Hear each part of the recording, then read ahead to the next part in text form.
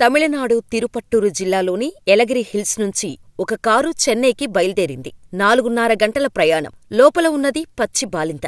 అంతకుముందు రోజే ఆమె ఓ ఆడపిల్లకు జన్మనిచ్చింది. కాని మరుసటి రోజు చెన్నైలో Tamil Nadu public service commission exam ఉంది. అందులో ఉత్తీర్ణత సాధిస్తే ఆమె సివిల్ జడ్జ్ అర్హత సాధిస్తోంది. అందుకే ప్రయాణం చేస్తోంది. ఆమె పేరు వి. శ్రీపతి. ఆమె వయస్సు కేవలం 23 ఏళ్లు మాత్రమే. ఆమెకు తోడుగా ఉన్నది భర్త వెంకటేశన్, తండ్రి కలియప్పన్. ఆమె స్టోరీ ఎంతో మంది ఆడపిల్లలకు ఇన్స్పిరేషన్. అసలు ఈ స్టోరీ ఏంటి తెలుసుకోవాలంటే వీడియోని ఎక్కడా స్కిప్ చేయకుండా చూడండి. అప్పుడే మేమిచ్చే ఇన్ఫర్మేషన్ మీకు క్లియర్గా అర్థమవుతుంది. అయితే దానికి ముందు చిన్న రిక్వెస్ట్. ఇప్పటివరకు మా ఛానల్ని సబ్స్క్రైబ్ చేసుకోని వారుంటే వెంటనే సబ్స్క్రైబ్ చేసుకుని పక్కనే ఉన్న బెల్ ఐకాన్ కొట్టేసి నోటిఫికేషన్ ఆన్లో పెట్టుకోండి. వీడియో నచ్చితే లైక్ చేసి మీ అభిప్రాయాన్ని కామెంట్ చేయడం మాత్రం అస్సలు మర్చిపోవద్దు. ఇక వీడియో స్టార్ట్ చేసేద్దాం. తిరువన్నామలైలోని కొండల్లో కోనల్లో ఉన్న గిరిజన గూడెం. అక్కడ కొండ ప్రాంతంలో పోడు వ్యవసాయం చేసుకుని తరతరాలుగా బతుకుతున్న మలయాళీ తెగ ఆమెది. ఇంటి నుంచి బయటకు అడుగుపెట్టకూడదు, ఆడపిల్ల పొద్దుపోయాక గడప దాటకూడదు అనే కట్టుబాట్లు, ఆచారాలు ఉన్న పరిస్థితుల్లో పెరిగింది ఆమె. తెగవారి ఆలోచన మొత్తం ఒకలా ఉంటే కలియప్పన్ ఆలోచన మరొకలా ఉంది. తమలా తమ పిల్లల జీవితాలు ఉండకూడదని అనుకున్నాడు. చదువుకుంటేనే వారి జీవితాల్లో మార్పు వస్తుందని గట్టిగా నమ్మాడు. ఎవరు ఏం చెప్పినా తన పిల్లలను చదివించటానికి డిసైడ్ అయ్యాడు. కలియప్పనుకు శ్రీపతి పెద్ద కుమార్తె. శ్రీపతి చిన్నప్పటి నుంచే చురుగ్గా ఉండేది. తిరువన్నామలై గిరిజన గ్రామాల్లో చదువుకునేందుకు ఎటువంటి సదుపాయం లేదు. వీళ్ల గూడెం నుంచి బస్సెక్కాలంటే 15 కిలోమీటర్లు నడవాలి.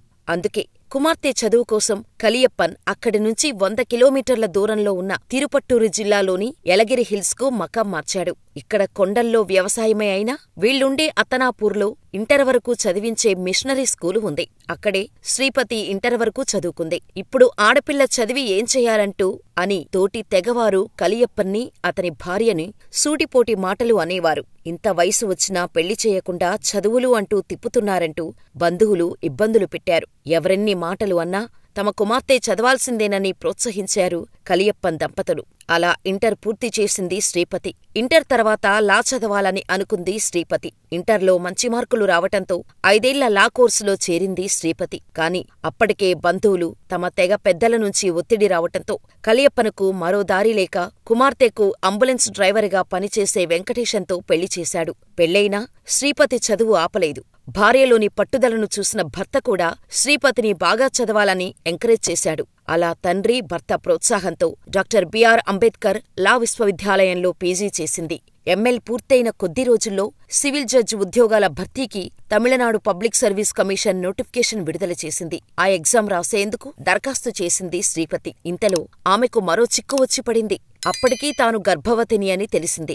సరిగ్గా పరీక్ష, తన డెలివరీ ఒకేసారి అయ్యేలాగా ఉందని ఆందోళన చెందింది. పరీక్ష రాయకపోతే ఇంత కష్టపడి చదివినా ఫలితం ఉండదని అనుకుంది. కాని తల్లిదండ్రులు, తాను ఎంతగానో అభిమానించే ఉపాధ్యాయురాలు మహాలక్ష్మి, భర్త వెంకట్రామన్ ధైర్యం చెప్పారు. చదువుపై దృష్టి పెట్టాలని, అంతా మంచే జరుగుతుందని సర్ది చెప్పారు. వారు ఇచ్చిన ధైర్యం, ప్రోత్సాహంతో శ్రీపతి దీక్షగా చదివింది. ప్రసవానికి వెళ్లే ముందు కూడా పుస్తకాలు వదల్లేదు. ఇక శ్రీపతి తల్లి మల్లిగా అనుక్షణం తన కుమార్తె ఆరోగ్యం కనిపెట్టుకుని ఉంది. గతేడాది నవంబర్ 27న శ్రీపతి పన్నంటి పాపకు జన్మనిచ్చింది.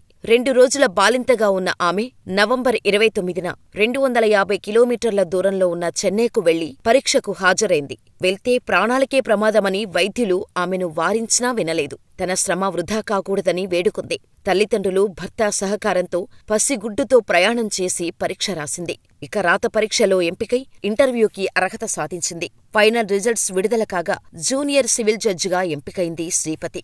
దీంతో రాష్ట్రంలో ఈ ఉద్యోగం సాధించిన మొట్టమొదటి గిరిజన మహిళగా రికార్డుకెక్కింది. కొండ ప్రాంతంలో పోడు వ్యవసాయం చేసుకుని తరతరాలుగా బతుకుతున్న మలయాళీ తెగలో ఆడపిల్లలు చదువుకోవడమే చాలా గొప్ప.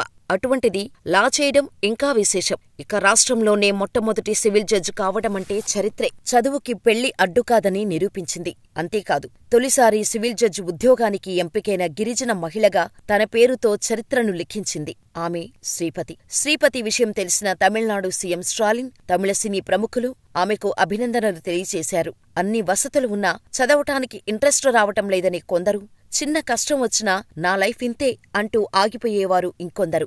ఇటువంటి వారికి శ్రీపతి లైఫ్ స్టోరీ ఓ కనువిప్పు లాంటిది. తమిళనాడులో తొలి సివిల్ జడ్జ్ అయిన శ్రీపతికి మనం కూడా విషెస్ చెప్పేద్దామా? మరి ఈ ఇన్ఫర్మేషన్ నచ్చితే లైక్ చేసి ఈ వీడియోపై మీ అభిప్రాయాన్ని కామెంట్ చేసి ఇలాంటి మరెందరో గొప్ప వ్యక్తుల ఇన్స్పైరింగ్ రియల్ లైఫ్ సక్సెస్ మరియు మోటివేషనల్ స్టోరీస్ కోసం మన ఛానల్ని వెంటనే సబ్స్క్రైబ్ చేసుకొని పక్కనే ఉన్న బెల్ ఐకాన్ కొట్టేసి నోటిఫికేషన్ ఆన్లో పెట్టుకోండి.